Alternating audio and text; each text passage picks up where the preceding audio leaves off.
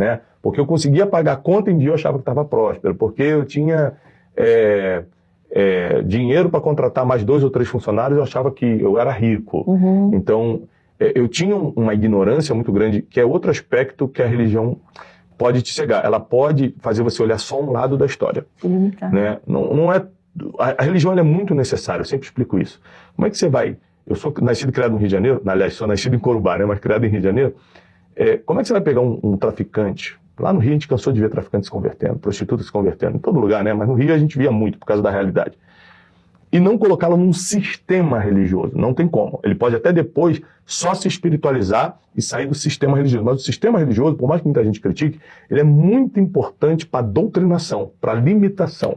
Ou seja, eu vim de uma vida bandida, prostituta, fazendo o que eu queria, agora não pode mais. É não, não, não, não, não, não. O ser humano ele precisa disso para entender seus limites. Depois de um tempo, você vai entendendo que esse não, não, não, não, não, não precisa mais ser um peso. Você só entende isso quando você realmente se espiritualiza, ou seja, quando você passa por um processo divino de experiências com Deus. Entende que senão ninguém precisa te dar mais, você não quer mais. Você não quer mais. Então hoje tem coisas que ninguém precisa me dizer, não precisa ter uma cartilha religiosa dizendo isso aqui pode, isso aqui não pode. Eu já sei o que eu posso e o que eu não posso, porque é um cômodo, o Espírito Santo ele se move dentro de você e fala, isso não é para mim. Né? E se você está com vontade de fazer, sabendo que não é para você vai para o jejum. Você tem as armas espirituais, você vai para a oração, você vai para a palavra, você anda com pessoas que são mais espirituais que você e elas te abraçam em amor. Então, não existe tentação que você não possa resistir ou problema que você não possa vencer quando você já está espiritualizado. Religioso, você cede. Espiritualizado não, porque você tem as armas. Não é porque você é fortona. É porque você tem as armas espirituais. É aquela semente, né, da parábola das sementes que não cria raiz, não dá tempo, né? Exatamente, é o que Efésios chama da armadura de Deus. Também. Agora você tem o capacete da salvação, você tem a couraça da justiça, o escudo da fé, né, a espada do Espírito. Se você parar para pensar nessa comparação que o apóstolo Paulo faz em Efésios, cada pedaço da armadura com cada arma espiritual, você vai ver que o espírito não serve para defender, serve para atacar, a fé que serve para defender, a salvação é o que protege sua mente, então se você não está salvo em Cristo Jesus, você nunca vai ter saúde mental. Então a terapia ajuda, se você está precisando, faça. A psiquiatria é de Deus, tudo que Deus colocou à nossa disposição vem dele, não existe nada que não seja criado por Deus, porém não é suficiente sem o Espírito. O Espírito Santo é o que torna as coisas suficientes. Então, eu só entendi isso depois de uma experiência com Deus, infelizmente, através da dor. Eu podia ter aprendido com os ensinamentos dos meus pais. Meus pais me ensinaram nos caminhos do Senhor. Eu vi meu pai e minha mãe cumprirem a palavra. Eles eram crentes de verdade, né? Minha mãe já partiu para o Senhor. Meu pai ainda vive, graças a Deus. Eles eram crentes de verdade. Na minha casa não tinha dois comportamentos. Meu pai era crente na igreja, era crente em casa. O que te atraía a desejar a prosperar dessa forma e tudo mais, era aquilo que você via na vida das outras pessoas? Era a comparação no início. Eu achava que Deus iria me dar as coisas, e não é assim que funciona de verdade, se eu fizesse o que Ele queria. Então, se eu for na igreja, e outra coisa, não é cumprir a vontade dele, não é cumprir a cartilha religiosa. Vou na igreja, leio a Bíblia, aí vou na escola dominical, pronto, aí Deus agora vai me dar dinheiro. Não, o que dá dinheiro é o trabalho. Não adianta você acreditar em Deus não trabalhar, se a gente não estiver aqui trabalhando, não tem audiência, por exemplo. Se não construísse a arca, ele ia afundar igual. Né? Se Isaac não cavasse os poços e administrasse bem, não teria a água que o tornou multimilionário. Se Jacó não cuidasse do gado, não iria ficar rico como ficou e por aí vai. Todo mundo tem que fazer a sua parte. Deus faz tudo, menos a sua parte. E aí, eu só entendi isso depois da quebra.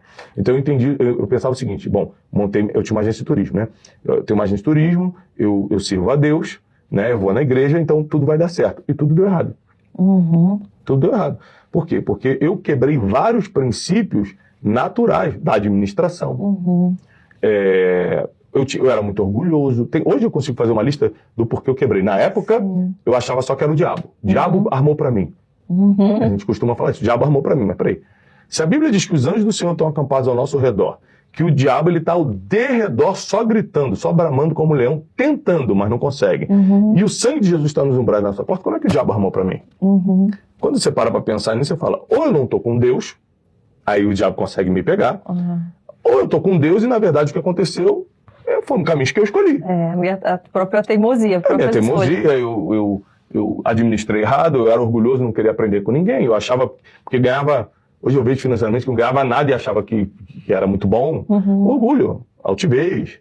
Então, quando eu paro para pensar por que eu quebrei, hoje eu vejo, eu merecia mesmo. Graças a Deus, Deus me fez quebrar para eu aprender da forma mais rápida que o ser humano aprende. Dor, sofrimento. O ser humano pode aprender na faculdade? Pode. Mas no sofrimento ele aprende mais rápido. O problema é que ninguém quer passar pela dor e pelo sofrimento. A gente quer fugir disso. E eu não tive alternativa. Por causa das escolhas ruins que eu fiz, eu passei por uma dor, um sofrimento, uma humilhação muito grande. Porque eu tenho um trabalho que eu ajudo na África, então eu estou sempre ajudando e indo lá. E uma vez a gente foi entregar uma escola que a gente construiu com direitos autorais de um livro nosso, e eu levei minha família toda. Levei Janine, as crianças, e fomos entregar essa escola numa aldeia lá no interior da África. Levei meus filhos para eles verem a realidade, para eles experimentarem tudo isso. Ficamos 7 dias.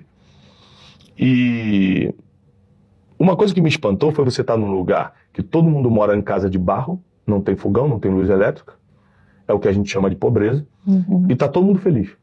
Eu falei, eu tenho essa filmagem, eu comecei a filmar, e falei assim, como é que pode todas essas pessoas estarem felizes? Ah, não tem nem fogão, não tem geladeira. E aí eu percebi uma coisa, em toda aquela aldeia, todo mundo tinha as mesmas coisas. E quando não tem alguém que tenha algo que você não consegue se comparar. Nesse dia eu descobri que a infelicidade está na comparação e não nas coisas que você tem. Porque ali ninguém tinha nada e estava todo mundo mais feliz assim. Eu passar na rua, a senhorinha da tchau, fala, você quer café? Eu quero. E a pessoa vai fazer um café no chão, um foguinho no chão, e vai te dar um café. Vai falar, senta aí no chão mesmo. E felicidade, alegria, rindo. Vamos tirar uma foto, ela te abraça rindo, as crianças correndo atrás de você e brincando. Mas como é que pode?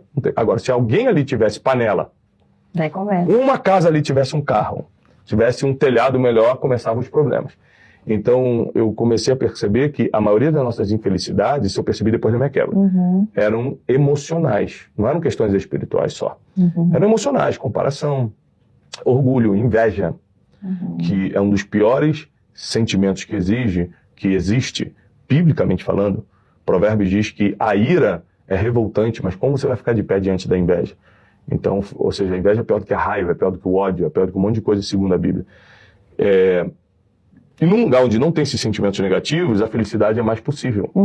Outra coisa também é que nessa aldeia, como ela tinha sido evangelizada, inclusive pelo fundador dessa obra que a gente ajuda, era uma aldeia que tinha Deus no coração.